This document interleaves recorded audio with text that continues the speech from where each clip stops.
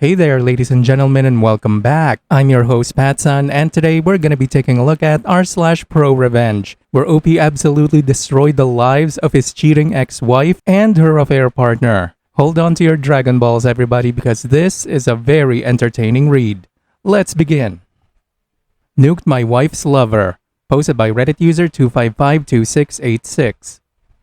TLDR, my ex cheated on me and got engaged while she was still married to me. The new hubby was an abusive douchebag who worked in a shady business where people invested in oil wells. I found out he was on probation for felony coke possession and posted the arrest report and court records online. His firm imploded. Now he is unemployed. He also was very abusive to my ex and cheated on her. She finally left him but also still pays his bills, which means she is so broke she has to sell plasma. A little over a decade ago, my then wife decided to get a divorce. We had 2 kids, 13 and 6, and even though our sex life was non-existent, I really didn't want to get divorced and break up the family. It turned out that the reason she had killed off our sex life was that she had been cheating on me for quite a while. She had planned everything out years in advance and had set it up so that the divorce would be final at the same time she finished up the last semester of her master's degree. Then she was going to take the kids and move to Dallas to live with her fiancé.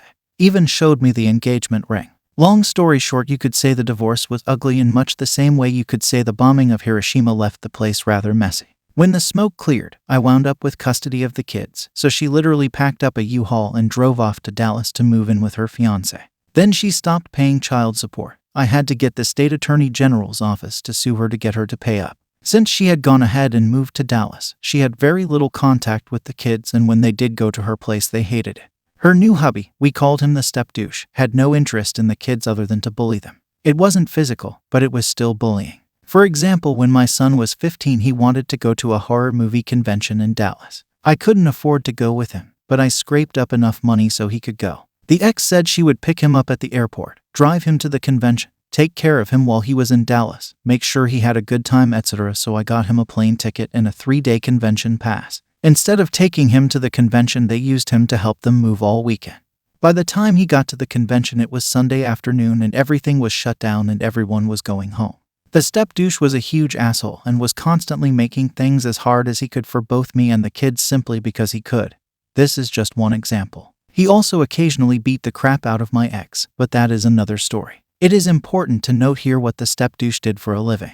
He and a couple of other partners ran a small business/scam that solicited people to invest in oil wells. They ran a call center. Some of his disgruntled employees posted online about this and cold called folks to talk them into investing. They would then get this money together and they were supposed to use it to buy old oil wells, rework the well to get it producing again, and the investors all got a share of the proceeds. I know that they actually did do this on a couple of occasions. They had pictures of the well on the firm webpage, but how much of the investors' money was actually invested and how much went towards the step douche's rented Mercedes and suits and such, I don't know. I know that step douche and my ex went to a lot of rock concerts and pro football games, but I also know that at least one of his partners was apparently honest. More on that later, and the firm was big enough they hired my ex to work there at least part-time. And they had a couple of office assistants too. I had spent some time in the military and worked briefly with law enforcement, so I pulled every string I could and got as much background on the step douche as I could. It turned out that he was on probation for felony cocaine possession and for assaulting a cop. Apparently, he had stopped off at a truck stop to pick up some party supplies for a Super Bowl party, and he bought the drugs from an undercover cop. Nobody knew this, not the ex. She was shocked when I told her. Not his partners, certainly not the people he was trying to get to invest in his oil well deals. Eventually, I posted his arrest report online. The whole thing except step douche's SSN. I was very careful not to add or embellish anything because when it comes to slander, truth is a defense. As long as I only posted the truth, the complete arrest report along with arrest number, records, numbers, etc. and his plea bargain deal, it wouldn't be legally actionable. Court records are public documents. I also said that this was only one side of the story, and that people should contact him to find out his side. So I posted all his contact information, including where he worked, and the firm website, and the firm phone number, and I think his home address, in the interest of fairness, so people could get his side of the story, but I did not dox him or anything like that, not even once. Even though he lacked the legal certifications and background checks required for someone who worked doing investments. I figured his partners could find that out for themselves if they decided to check. I don't know the details of what happened next, but I do know that the ex called me up a couple of weeks later and literally begged me to take my post down. I politely refused. I do know that his firm vanished, website gone, phones disconnected, emails bounced. Apparently people are reluctant to invest their life savings with an unlicensed drug felon. Who knew? The kids said that the ex and the step-douche had to move into a hotel for a while. So what happened to the house they were renting? I don't know. Finally, they moved back to our city and step-douche got a job working for a buddy's exotic car company. Customers would come into the company and request a particular kind of car, and he had to go search the internet to find a matching one that was for sale. I don't think it was a high-paying position. The ex went back to the job she had before the divorce, though with another company, and she was the big breadwinner. I know that they were dodging creditors for a long time because I would occasionally get phone calls from bill collectors asking for my ex-wife. These guys always found me to be very cooperative. Since I dropped the kids off at their place for the visitation weekends, I knew exactly where they lived, what their phone numbers were, where the ex worked, everything. Then I would call her brother and tell him that his sister was in financial trouble again. I think he helped her out a few times. I once got a call from a bill collector that was out to repo the Harley the ex had bought step-douche as a wedding present. I was able to tell him not just where they lived, but how to get up to the property unseen. There was a small drainage ditch that ran alongside, and that when I dropped off the kids on Saturday mornings, step-douche normally had the garage door open while he did yard work.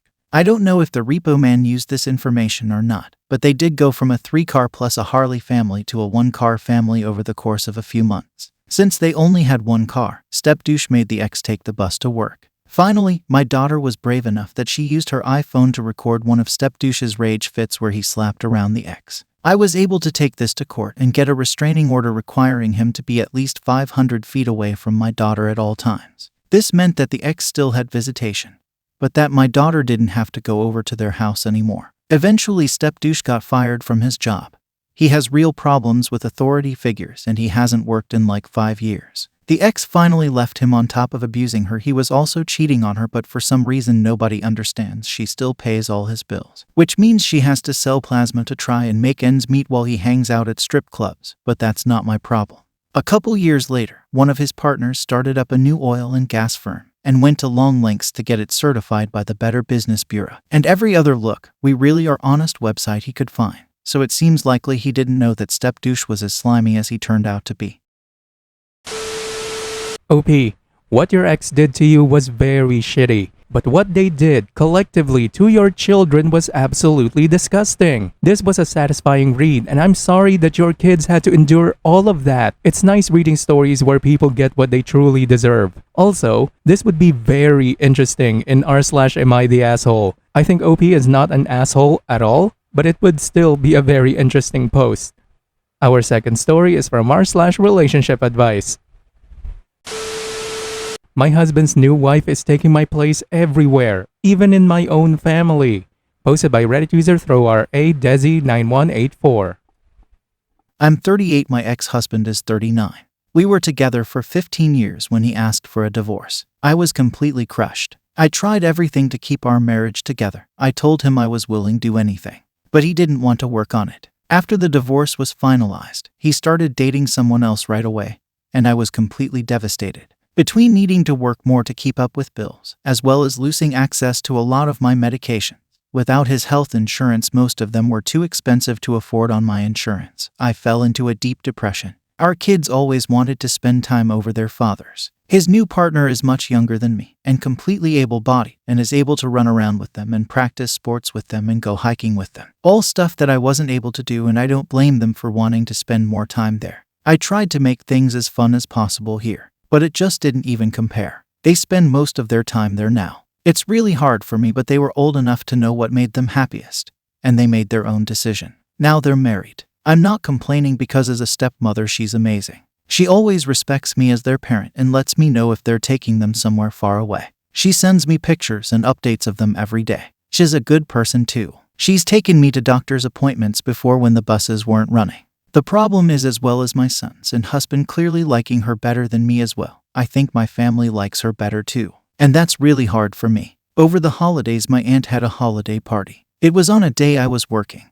But even so, I never got an invite. I had no idea it was happening until I opened up social media and saw photos of all of them, my sons and ex and his new wife all dressed up and celebrating Christmas with my family. There's this one picture of my kids, Paige, and my mother all posing around the Christmas tree. You'd never be able to tell she wasn't actually my mother's daughter just from looking at that picture. When I asked my family about the party, they said they knew I worked Saturdays and knew I wouldn't be able to get off, so what was the point of inviting me? They thought it would just make me upset. But they did want to celebrate with the kids, so they invited them and my ex. Then today my mom is talking about family birthdays. She's planning out for February. When we have a month with multiple birthdays, we do one big family party. So she's saying all the people who have birthdays in February.